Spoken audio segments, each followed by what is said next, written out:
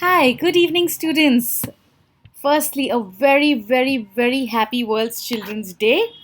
And I'm so glad and so happy to be taking this particular class today on World Children's Day.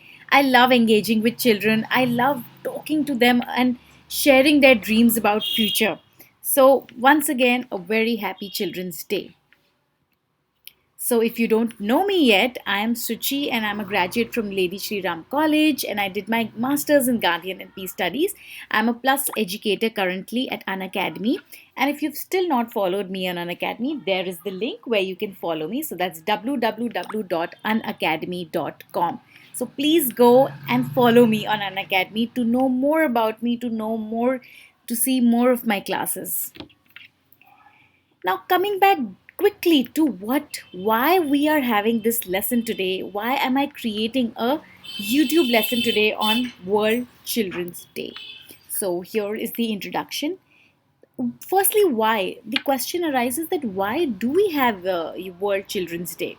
I mean, we recently had on 14th November in India, which is called Happy Children's Day, right? We all celebrate. Then what is this 20th November where everyone's celebrating this World Children's Day? And why do we even have these international days? So it's very important to understand that it's why do we have these international days and why do we celebrate them? So the number one reason why we have international days is to mark their presence. First, to mark and spread awareness about that thing. So you must be thinking, okay, what problems do children have then? And what kind? Whenever we think of problem, we only think, oh, World's HIV Day, World's Toilet Day, World's Sanitization Day, because these are the things we think they're problems. And with children, everything is okay. They're fine. I mean, we find no problem with them. But why is it that the UN, the United Nations, the biggest organization which was creating right after the Second World War, why did they think that it's very important to recognize and to really accept and acknowledge the rights and the needs of the children, young children? you know and when an international organization recognizes and acknowledges that importance, slowly and steadily starts spreading across the globe, and people, and when it becomes a global movement. So that is why it is very, very important to mark international days really help us spreading a lot of awareness, knowing about your rights, being aware of what is right and what is wrong. So that is why we celebrate these international days. So this is what I really wanted to share, and this lesson is not just for school students but any one of you who's preparing for UPSC, who's going to write answers in their mains or various other examinations. These are the kind of questions you can be asked, that what is the importance and why do we mark these international days. So really try to understand the concept of having international days. So, coming back to the topic, the introduction is that the World Children's Day is celebrated every year on 20th of November to commemorate the Declaration of the Rights of Children by the United Nations General Assembly on 20th November 1959. So, the United Nations General Assembly, you must be knowing there are a lot of wings of the UN. There is UN Peace, which takes care of the peace and conflict all around the world. There is UN General Secretary, there is UN um, ECOSOC, which is there, which is the Security Council. So there are various wings. There is one called the UN General Assembly, which has all the countries across the globe participating. So the UN General Assembly in 1959 declared, that yes, it is now the time to declare the rights of the child. This was in 1959. Now, Children's Day is a commemorative date celebrated annually in honor of children, whose date observance varies by country. So, like in India, because of Jawaharlal Nehru, who was really fond of kids and who really loved engaging with children, uh, because of him, we have 14th November in India. So, for different countries, the Children's Day in their country is on different dates. But universally, so if you can see the picture on the screen, it's Universal Children Day. Universally, it is known as, it is commemorated and it is celebrated across the world on 20th of November since 1959. In 1925, International Children's Day was first proclaimed in Geneva during the World Conference on child welfare. So during that time, a lot of concepts started coming on child welfare. But what happened to children? This was also the time, a very volatile time across the globe right after the First World War. That there were a lot of laborers, there were workers who were neglecting their child because they had to go to work, right? So, because of this, in Geneva, this first World Conference was held on special topic of child welfare. And to sum up, this is also known as Universal Children's Day. Now, also in 1990, what happened was that World Children's Day also marks the anniversary of the date of the UN General Assembly adopted the Declaration and Convention on Children's Rights. So in 1919, it also adopted a convention on children's rights. Convention is a rule book, which is there. So it also accepted a convention on child rights. Mothers and fathers and teachers, nurses and doctors, government leaders, civil society members, NGOs, everyone, came together, as well as young people. And children themselves can play an important part in making the World Children's Day relevant for their societies, communities, and nation. How? How can you all, how can all these stakeholders in the society come together to celebrate and make this day relevant, and not just saying Happy Children's Day, Happy Teachers Day, Happy Children's Day all across? No, how can you make this day relevant for everyone? Relevant means contemporary times में जिसकी relevance हो, जिसकी importance हो. How can you make it relevant? By really celebrating it in societies, in your communities, in your nations, by spreading awareness. Why? Because there's so much of problem that's happening, and especially this year, especially if you see in at COVID-19 crisis has occurred, and this has really resulted in a child rights crisis. Child's right have been really taken, whether it's sexual harassment at home. Not I'm not talking about whether it's child labor, for the societies which really don't send out their girls. So really, child rights have really hit the crisis during the COVID-19 situation. So this is the time, more than ever, we should really struggle and strive for our child rights. And it's not just that children moving around, it's the communities altogether, the youth, the parents, the school community, the college community, the higher education people, coming together for raising a voice. And now it's time really for all the generations to come together to reimagine the type of world we want to create. So that is why on 20th of November, kids will try to reimagine a better world. And also, it is also important. Now I'm going to talk about the global issues that the children are facing.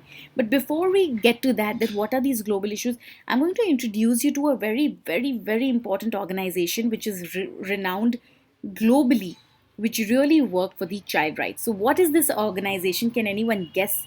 You can write it in the comment section. So I'm sure once I put that slide, all of you must be thinking, oh, we have always seen this organization. It's the UNICEF. The UNICEF full form is United Nations Children Fund.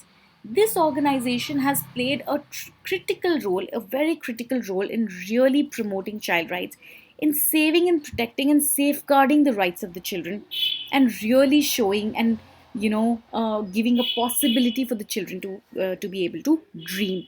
Now, UNICEF, also known as the United Nations Children Fund, is a United Nations agency. Like I told you, that United Nations has so many agencies. So UNICEF is one of them. You know, like you have UNDP, a development program. You have UNEP for environmental program. So for children, you have UNICEF, which is UNICEF, Children's Fund. This United Nations agency is majorly responsible for providing humanitarian and development aid to children worldwide. Okay, so this tries to provide humanitarian aid, because humanitarian aid in the sense that in a particular area there has been a tsunami, or there has been a disaster problem. So in that scenario, what has been done? So in that kind of scenario, the humanitarian uh, relief fund has been given by the UNICEF, and they've tried to just relief fund has been created by the UNICEF, and this has been given. So, and like Afghanistan and so many other countries which do not have enough funds. So in that scenario, for children, it's the children and the women which are the vulnerable sections of the society. Whenever any kind of crisis comes, it's the women and the children who suffer the most. They are vulnerable to disasters, to harassment, to poverty, to any kind of sociological problem you say, and they will be the one suffering the most. They are the ones who are vulnerable to such kind of situations.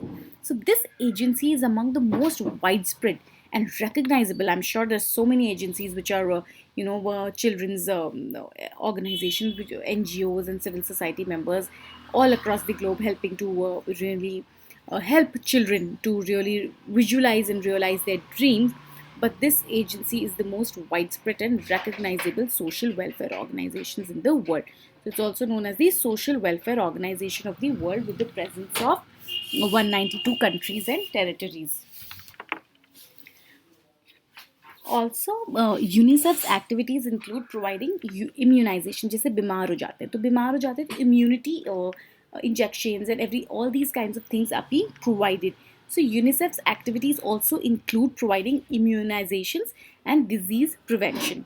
Okay, so diseases are being prevented, administering treatment for children and mothers with HIV, enhancing childhood and maternal nutrition, improving sanitation, promoting education, and providing emergency relief in response to disasters. So basically all kind of work, but with the focus in mind for the welfare of the children. So the main focus and the main central point is the child welfare, the welfare of the child. And now around that they've built this whole gender equality, because children will be of both genders, male, female, and not recognizable gender. So their immunity programs, their disease prevention programs, providing them education, providing them emergency relief in response to disasters, maternal nutrition, about their nutrition. So all these come, the central figure is the child welfare, and all these revolve around that. There are also few of the related observance day which they celebrate in UNICEF, which are like on June 4th they have International Day of Innocent Child Victims of Aggression. On 12th of June they celebrate World Day Against Child Labor. You know, on 12th of August they do International Youth Day, 12th August. Then on 11th of October they do International Day of the Girl Child. I also made a beautiful YouTube lesson on International Day of the Girl Child. You should really watch it on YouTube. And I gave really very stark data and facts in that, and we discussed a lot of social issues also which the girl child faces. So UNICEF is related to all these kinds of works. Why? Because there is a global issue that the children of this world are facing. The global issues, and especially after the World War II, the plight of Europe's children was very, very grave. And a new agency created by the United Nations stepped to provide food and clothing and healthcare to these children. In 1953, basically, UNICEF became the permanent part of the UN. In 1953. And you see now in 1959 only they marked the Universal Children's Day on 20th of November. Today now this agency works in more than 190 countries. These are the information I've not presented in the slide, but you can really note it down that it became the permanent member of the UN in 1953, and today it is all across the world almost. It's in 190 countries and territories, focusing special effort on reaching the most vulnerable, reaching the most vulnerable and excluded children to benefit of the all children everywhere. So it's not biased that I'm going to help this country, that country, मेरी इस country से funding ज़्यादा आ रही है तो your children का development उस country में ज़्यादा होगा. No, it's actually its focus is to really lead to the development of basically child welfare all across the globe. It considers children on same level. It does not discriminate children according to the borders, according to the religion or territories that they belong to. So that's it. I really, really wanted to bring to your notice that today, why do we celebrate this International Children's Day and what is its importance, and which is the organization which is related to the child's welfare. So yes, that's it. And I for this I want you to bring down to the campaign that's running. So in 2020, the UNICEF has come with a campaign called hashtag Voices of Youth, and it's a UNICEF's digital community, because everything due to COVID has gone digital. Our classes, everything. This is such a beautiful medium. Through digitally, we can reach out to you. So UNICEF has come with this digital campaign and a digital community with the people and children all across the globe. And if you all get time, please switch on to YouTube and watch their responses. These are beautiful responses from all across the world. There was this beautiful response I was listening to from Uganda and from this country Malawi from Africa. And children are so hopeful. We might talk of despair times and such. The corona times are really disheartening, but these children are filled with so much energy and hope. So let's really try and help through raising awareness, through spreading a word, and making everyone aware of such international days, so that we can also work for this welfare. You know, and this year's Voice for Youth campaign was an illustration challenge, and I'll just tell you about the illustration challenge. This illustration challenge was like for the kids around 13 to 24 years of age, and if they wanted to change the world, they have to reimagine a greener and a more sustainable future for every child. So UNICEF's tagline is also UNICEF for every child. So it's for every child. That's the tagline of UNICEF. UNICEF for every child. So through these illustrations, they wanted to make a greener and a sustainable world. And at World Children's Day, what homework did they give to all the children? That what would be your interpretation? You have to draw on a piece of paper or a piece of art and draw your illustration interpretation of the world you want to build after COVID-19. So, what kind of world do you imagine right after Corona? What kind of world do you interpret after COVID-19? And children had to submit their drawings through our Voices of Youth. So basically, they're saying that your Voices of Youth, today we can't meet, we can't celebrate, we can't get into gatherings, but you can always draw and send your entries to UNICEF. So if any one of you want to do that, you're more than welcome. I wanted to introduce the campaign, and every year it comes with such a campaign. So with this, I really want to once again wish you all a very, very, very happy World Children's Day. And let's not forget this day. It's very, very important, very, very close to all our hearts. So thank you so much. But before we close, I want to tell you my educator referral code SUCHI Live, Suchi Live. So if you're still not subscribed to Plus, here's my referral code for 10% more discount. So right now, grab it, tell your friends, and please come on Plus. These are few of the batches that are coming out, and it's very, very beneficial to be on Plus, because it gives you a very personalized sort of lessons. It's personalized mentoring, personalized lessons. A lot of questions can be asked. You can really pour in your doubts and questions through doubt clearing sessions. So it's an amazing set of closed group where you can get these doubts cleared. So once again, let's put our thinking caps on and let's crack it with the referral code SUCHILIVE Live. Thank you so much everyone for attending this class. I hope you'll all share it and subscribe to the channel. Thank you.